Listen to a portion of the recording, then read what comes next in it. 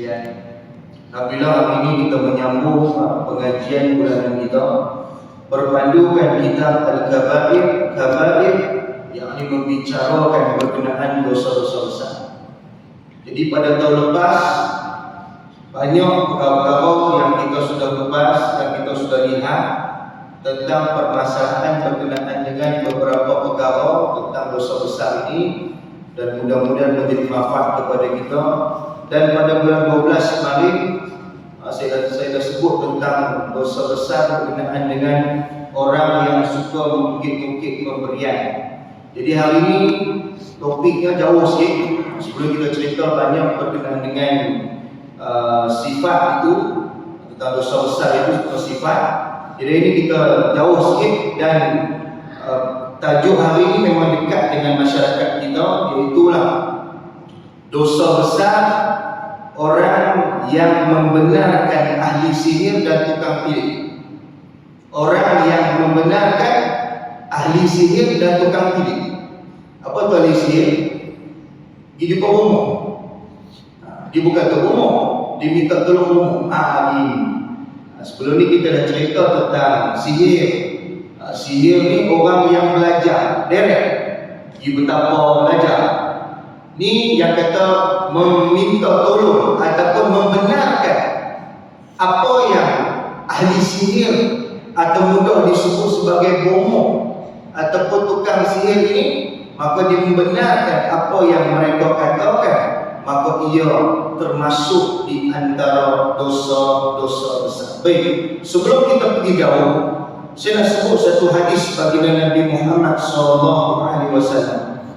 Hadis ini yang diriwayatkan oleh An-Nasa'i daripada Abdullah bin Amr, menyatakan baginda Nabi Muhammad SAW bersabda, "La yadkhulul jannata wa la manam wa la mu'minul khamr wa la mu'minun bis-sihr."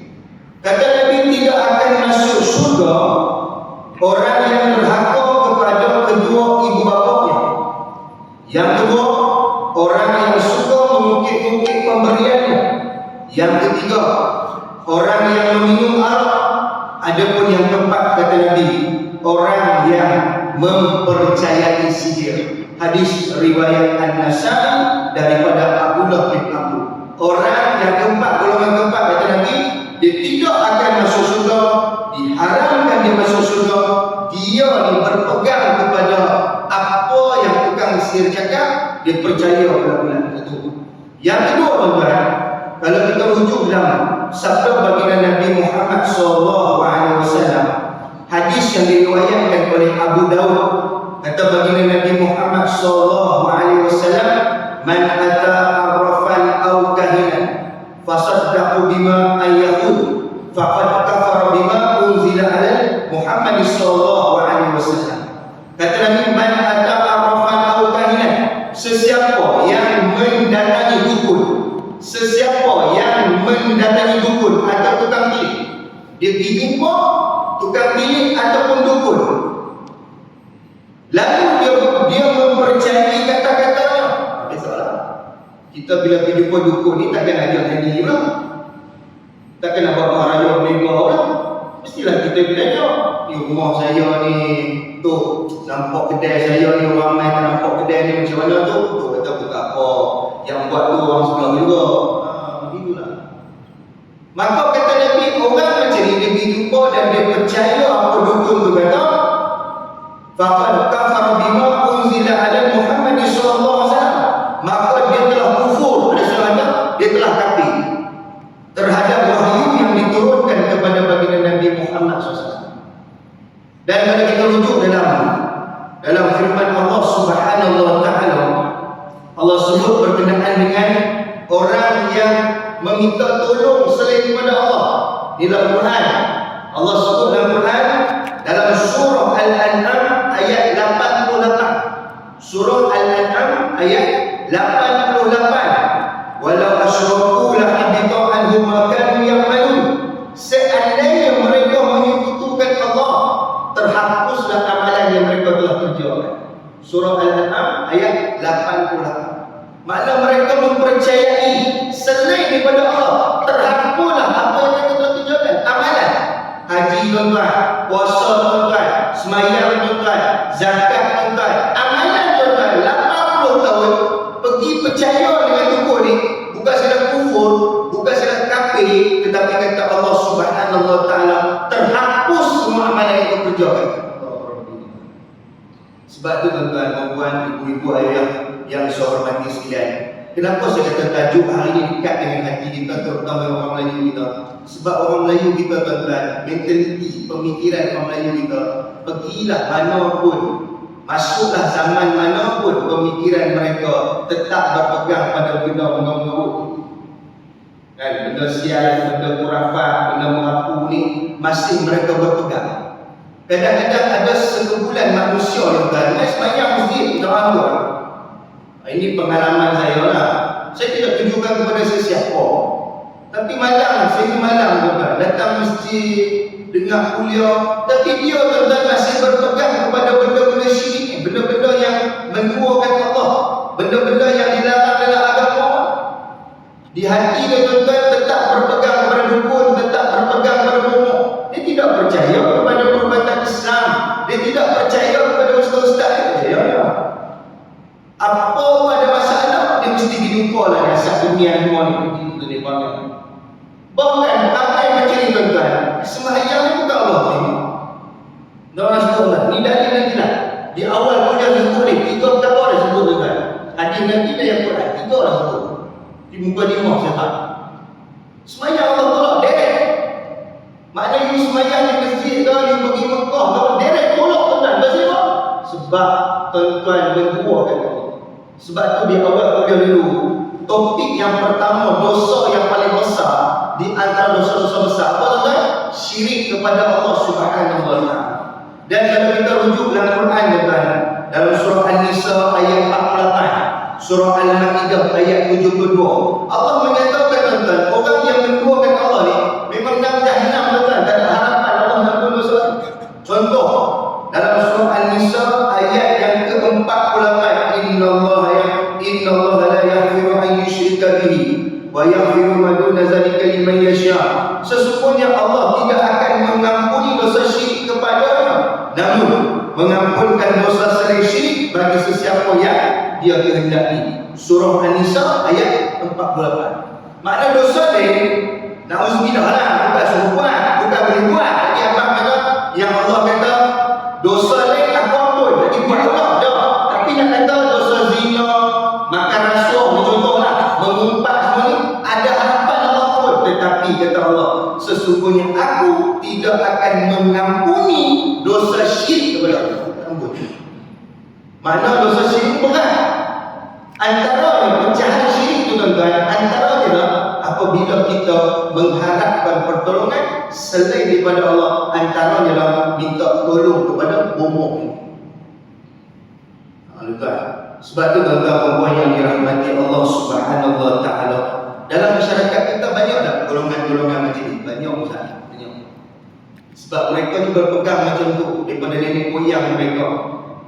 Ada orang tuan-tuan, dia kalau ada masalah, dia mesti rujuk pada bomoh tu masalah. Masalah ni bomoh masalah. Anak tak kahwin tanya bomoh, ni masalah. Kalau orang panggil dukun, ada orang panggil bawang dan sebagainya. Tapi dia kata ustaz zaman sekarang pun macam guru saya kata, kita nak kena ke bomoh pun bayar, sebab nak ke bomoh ni pun dia kata dia ustaz kok. Saya ustaz. Dia kata gitulah, kita pun tengok pakai serban, pakai kebiar, tasbih besar-besar buli dulu, kita pun kata ustaz lah. Cara dia tu. Sebab bomoh ni pun dia bukan bodoh. Kalau dia pakai pemborok apa tu, tuan-tuan mesti tak percaya. Ya. Dia pakai jubah putih, nampak putih-putih melati tu kan. Kita pun kata okey lah.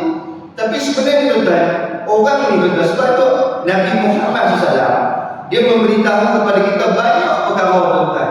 Antaranya dalam satu hadis Nabi kata, Allah Subhanahu wa taala tidak melihat kepada rupa para sahabat, pakaian kamu. Betul tak tuan-tuan? Ini Allah tak tengok.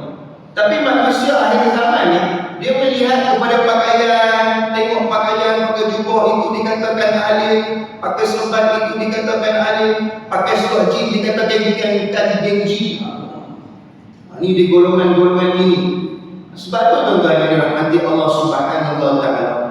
Contohlah, kadang-kadang dia kata ustaz, kalau kami Ustaz tak tahu, ada orang yang kata dia tak tahu, dia pergi berubat dengan bohong ni, dia tak tahu. Adakah dia termasuk golongan-golongan yang dikatakan kufur ataupun kafir? Bagi saya tuan-tuan, kalau kita rujuk dalam dalil yang jelas, impossible lah tuan-tuan kita tak tahu. Betul tuan-tuan? Dan kebanyakan orang kita tuan-tuan, dia kata apa? Dia kata saya try Ustaz, saya tak percaya kot, saya hidup kok ya. Tapi Ustaz cara dia berubat Ustaz macam kena percaya Ustaz, betul Ustaz. Sebab tu ulama menggariskan beberapa perkara. Dan ada semua tuan-tuan, saya mendapat maklumat bila kita pergi berubat dengan dia tuan-tuan, dia menyatakan dia membela jin-jin tertentu ni pun ada juga. Jin-jin tertentu menyatakan dia ada kawan ataupun disebut sebagai hadam. Hadam ni jin lah. Tapi dia nak bodohkan kita ni, dia kata jin Islam. Sebab jin Islam kan jin Islam, dia begitu lah. Ini pun dalam pengamatan dan pengalaman saya tuan-tuan, ada beberapa orang ni tuan-tuan, dia bila berubat seseorang itu, dia akan mendakwa dia menggunakan jin Islam.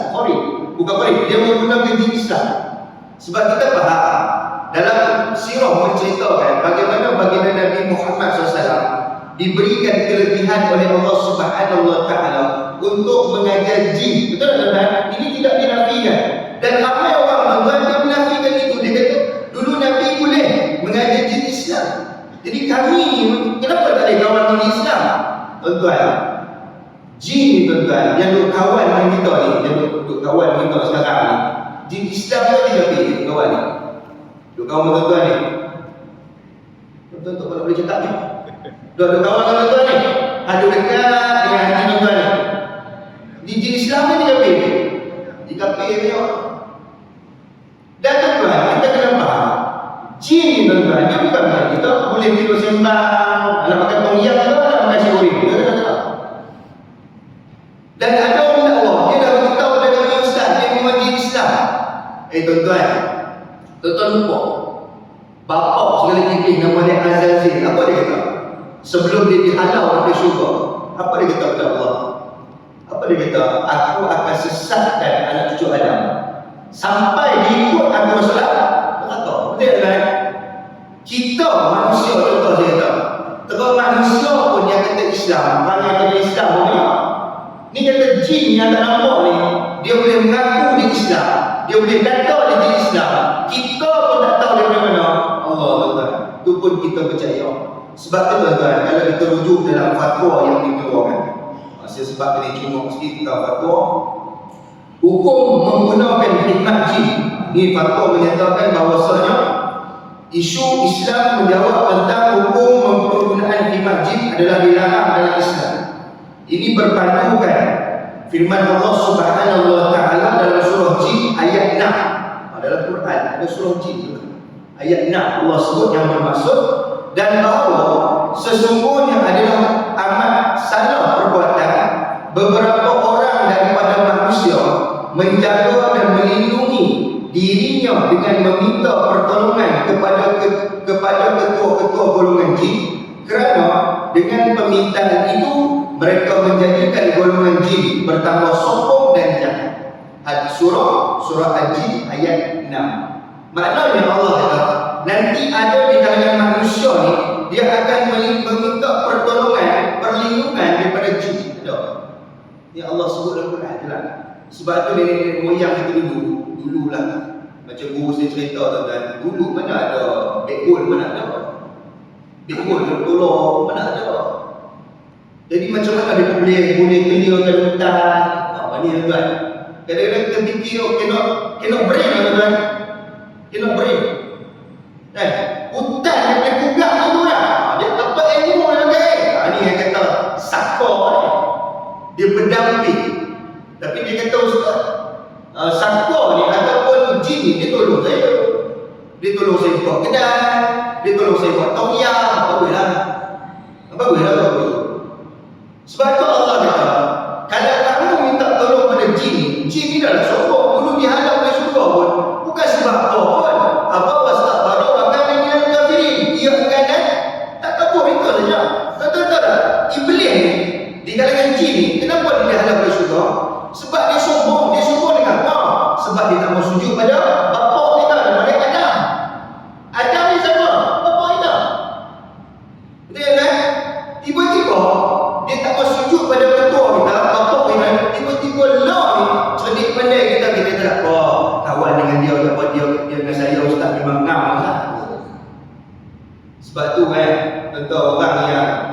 pendamping dengan jin ni, atau pusaka dia, ataupun belahan dia sebagai hadam, bila dia nak mati dia susah berzikir sebab dia sudah ada perjanjian.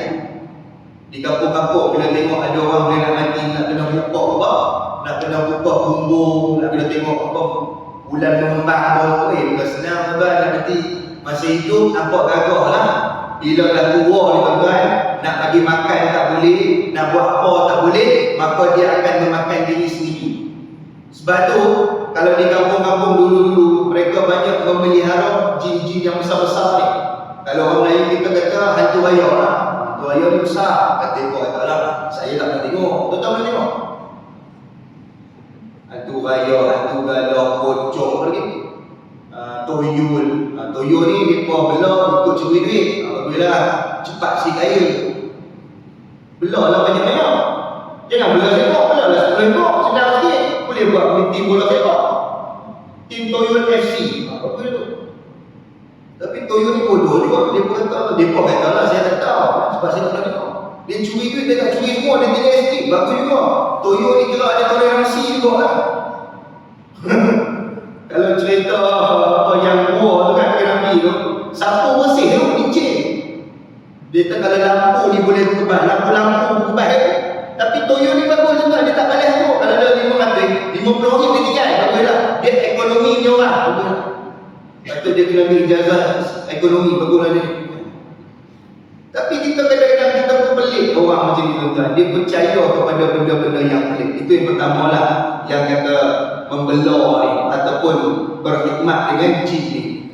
Sebab tu tuan-tuan, kalau kita pergi berubat dengan seseorang itu, dia mendakwa dia ada belahan, maka haram terus kita berubat dengan dia.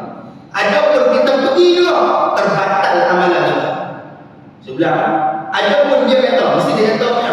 Kebanyakan dia akan cakap, saya ni bukan saya berubat, tapi Adam saya lah. Adam mana? Adam tu orang bagus. Adam tu. Ni Adam saya sebelah. Kita pun tengok tak ada orang. Dia kata kalau tak percaya, anak luar nikah dia kata. Dia cerita apa? Tujuh 4 bulan. Tu 2 ekor. Tu dah boleh tilik. Betul tak? 4 bulan, apa piramid buat cerita 7 4 bulan. Tilik. Tilik ni salah satu juga menyebabkan amalan terhapus. Duk tilik dalam pakai bulat kan. Itu 2 ekor kambing. Itu 2 ekor lembu. Itu dia panggil benilik. Kalau orang Cina ni dia tilik apa? Tangan kan? Dia tengok tangan. Oh ini kalau tahun depan ni projek banyak ni. Ni tahun kedua ni projek turun lah.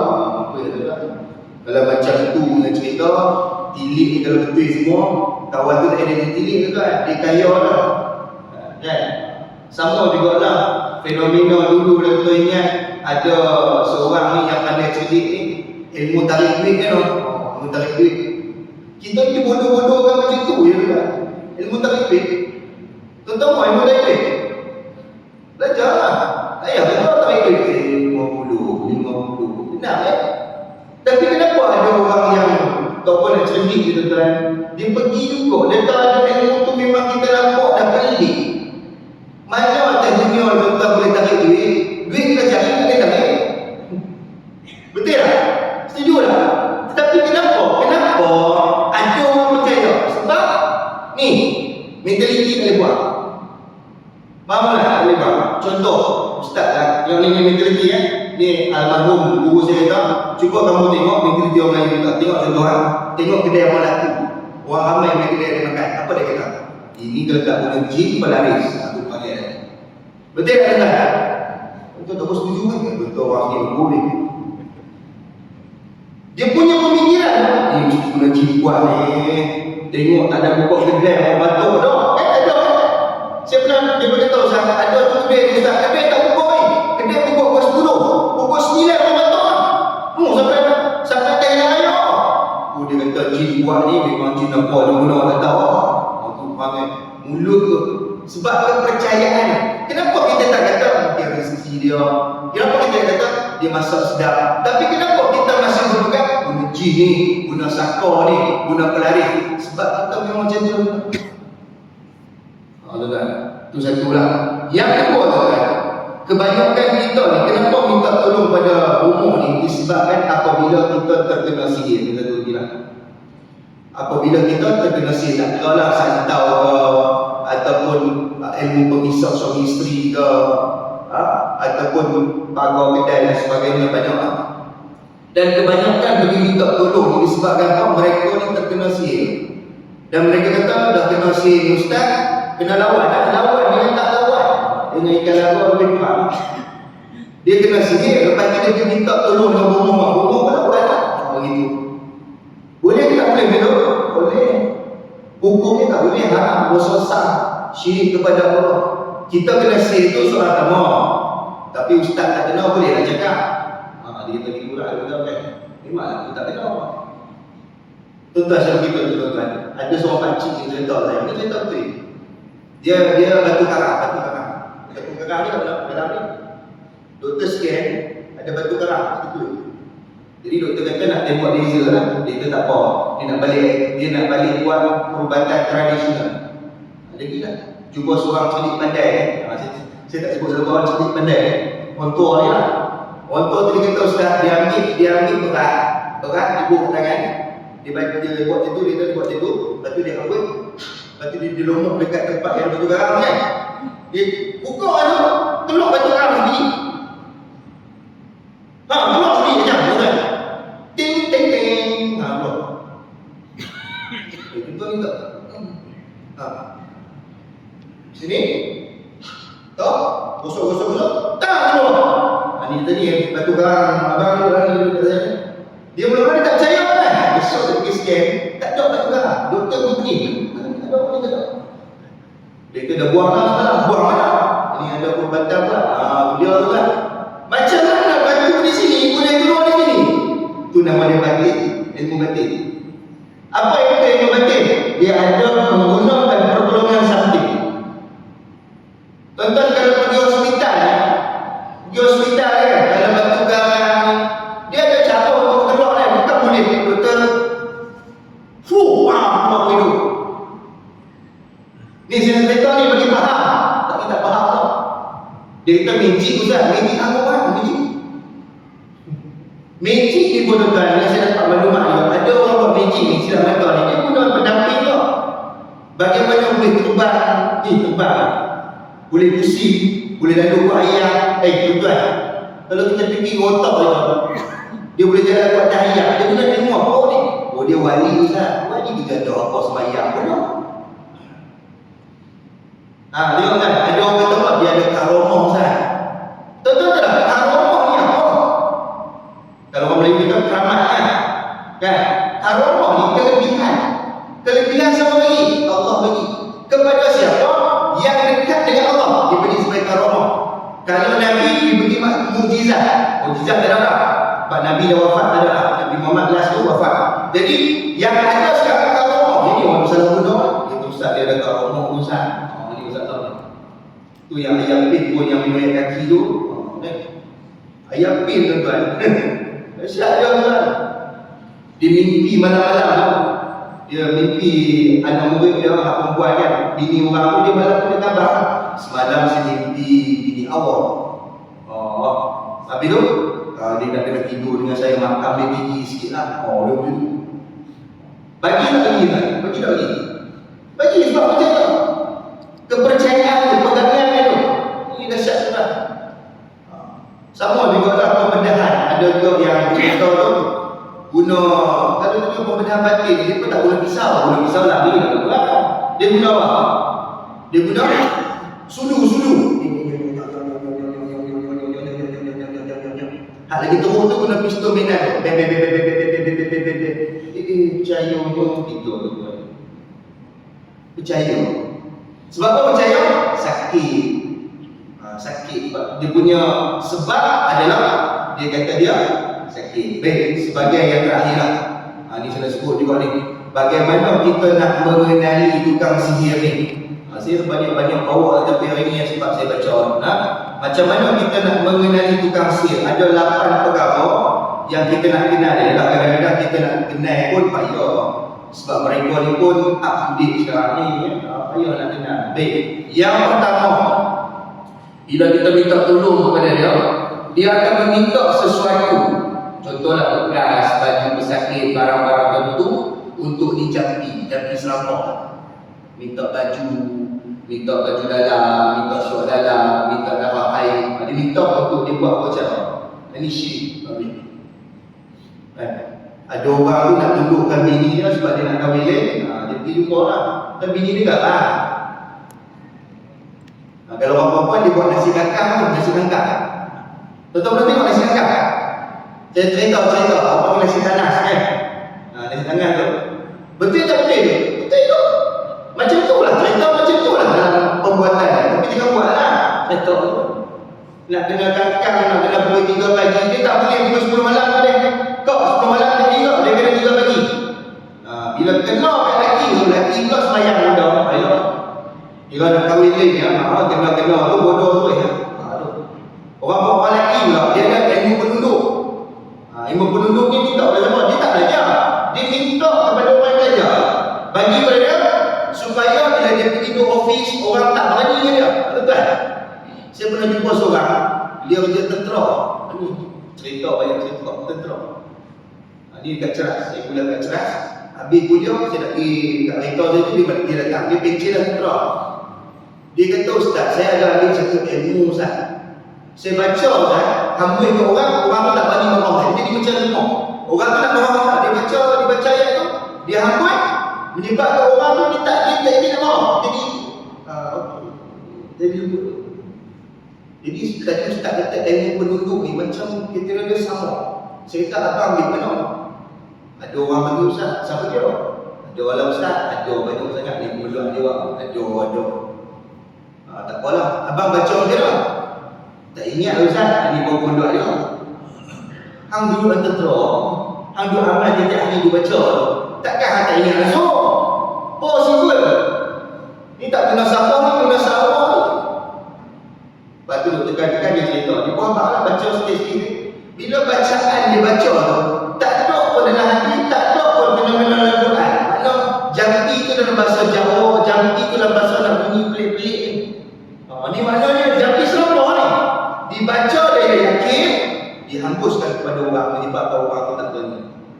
Sebab tu kita tengok kadang-kadang ada orang tu kan, dalam bisnes kan. Orang nak lawan dia tak boleh. Jadi lemah. Bila kita keluar dari bilik tu, tak jumpa dia, kita okey. Masuk ya. Hangguk saja. Okey. Tu nama dia ilmu penduduk. Sama dengan ni apa pekau. Sebab tu guru saya kata pekau ni pun belajar juga. Dia ambil ilmu ni sebab apa nak pekau orang. Pekau ni hebat tau. Tuan-tuan boleh pergi kat mesin ATM, tuan-tuan tekan tu. Con. Telur duit. Bagi. Buta tu kan. Sebab tu jaga tengok kan. Tuan-tuan jumpa orang, cik nak tanya, ni nak pergi ke LCC mana? Kita pula tengok perempuan melentik pula 35, 25. Pantang tengok perempuan. Kadang-kadang yang punya sihir ni, apa pukau ni, dia batal. Kontak ais batal. Sebab tu hati-hati. Sebab tu kalau jumpa orang kita tak kenal, jangan tengok mata. Tapi kita pantang kalau bulu mata melentik macam kipas tu, tengok nak kelip dah. Sebab tu hati-hati kan? Itu satu lah. Yang kedua, 7.5 lah. Yang kedua, antara fikiran kedua, bila kita pergi bubat dengan dia akan meminta kepada kita untuk membawa haiwan tertentu. Dia minta lah. Terutamanya yang saya dapat maklumat banyak, ayam lah selalunya. Jarang anjing ni ada juga, tapi jarang. Yang banyaknya ayam lah. Dia minta kita bawa ayam, sama ada ayam hidup ataupun ayam mati. Dan kebanyakan perubatan dia macam mana? Dia guna ayam ni bukan dia makan ayam tu. Dia tak makan ayam tu. Dia potong kepala ayam tu. Darah tu digunakan untuk dilumurkan di badan pesakit. Dan kita tahu cara perubatan menggunakan darah ni memang tak boleh. Tak boleh kita. Tambah-tambah kami suruh minum darah. Kita dengan Dracula lebih kuat. Tuan-tuan, kalau tuan-tuan sakit minum darah minum. Kita sakit boleh lah saya tahu. Minum. Yang ketiga, ditulis jampi serampok yang tidak difahami untuk diamal. Ini pun satu lah. Kadang-kadang bila kita habis ubat dengan dia akan bagi rendah kan. Ini tuan-tuan tengok ini kita tengok macam mana ni. Dia bagi rendah tuan-tuan. Kita ni balik amal tau. Dia tak menjarak si buat ni. Dia kena balik amal sikit. Kita pun tengok rendah tu besar ni. Kita pun tengok. datang. Oh, ni. Mereka tak faham tu. Tak apa tu ajar. Dia ajar kita baca. Sedangkan kita ni ada profesor baca tapi tak kerti baca. Ini contohnya kena-kena mazhab orang. Nampak kan? Yang kita tak faham tapi sebab kita percaya aman. Yang keempat, yang ni paling banyak lah, paling mudah kita nak kenal dia. Bila dia nak ubah kita tu, dia akan baca pelik-pelik. Dia akan baca pelik-pelik. Kalau tuan-tuan pergi perubatan Islam, dia akan baca Al-Quran. Orang panggil ruqyah lah kan. Yang basic dia baca yang pertama apa? Surah Fatihah, itu basic. Yang kedua, ayatul kursi, itu basic. Yang ketiga 30. Qul huwallahu ahad, qul a'udzu birabbin nas, qul a'udzu birabbil falaq, itu basic. Yang keempat, surah Al-Baqarah yang tadi tu baca awal tu. Itu basic. Basic dibaca. Lepas tu baru tengok balik. Tapi kalau kita pergi macam lalat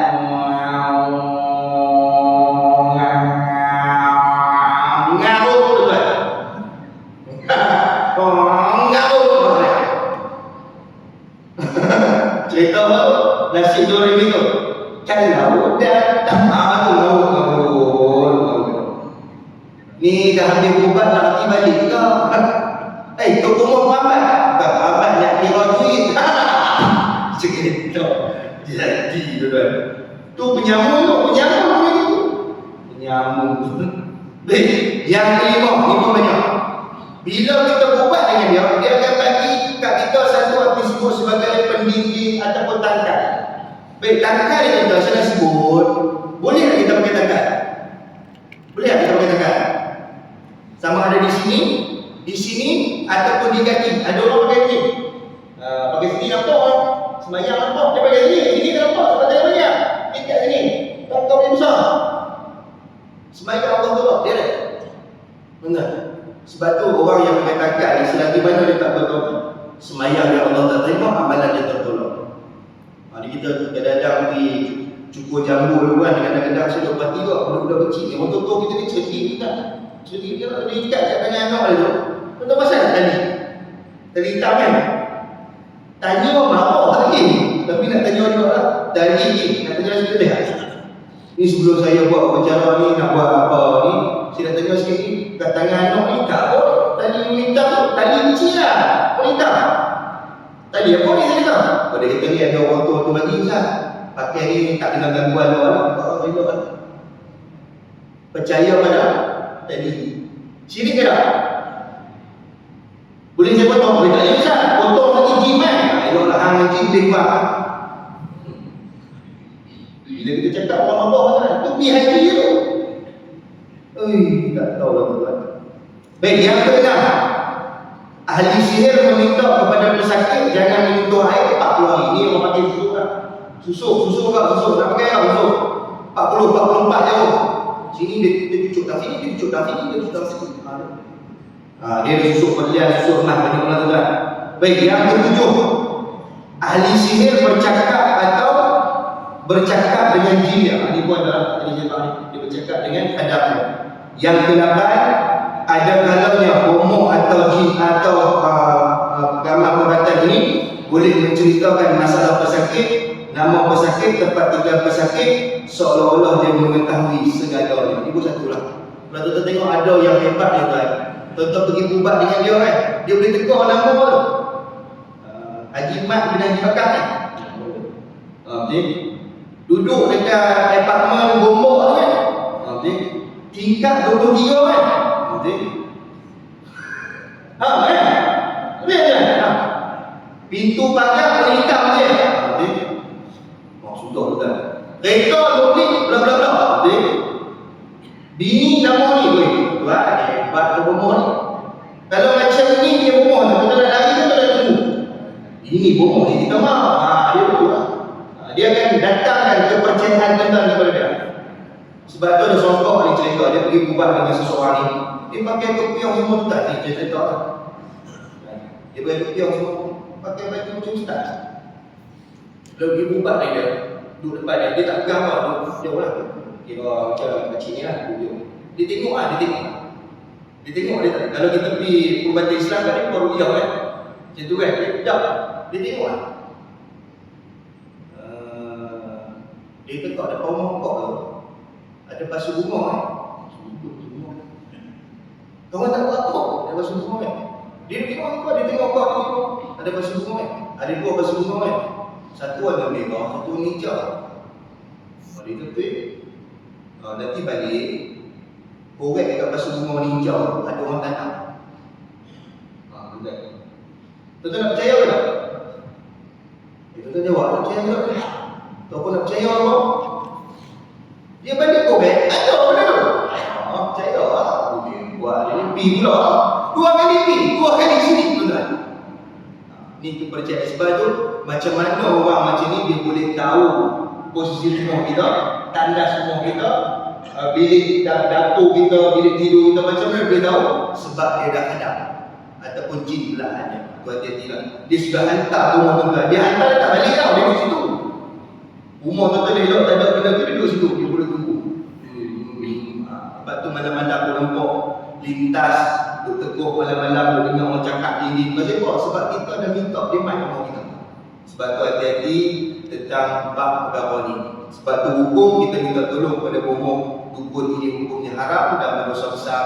Dan sesiapa yang melakukan sedemikian hendaklah kembali kepada jalan bertaubat kepada Allah Subhanahu wa taala. Boleh tuan-tuan?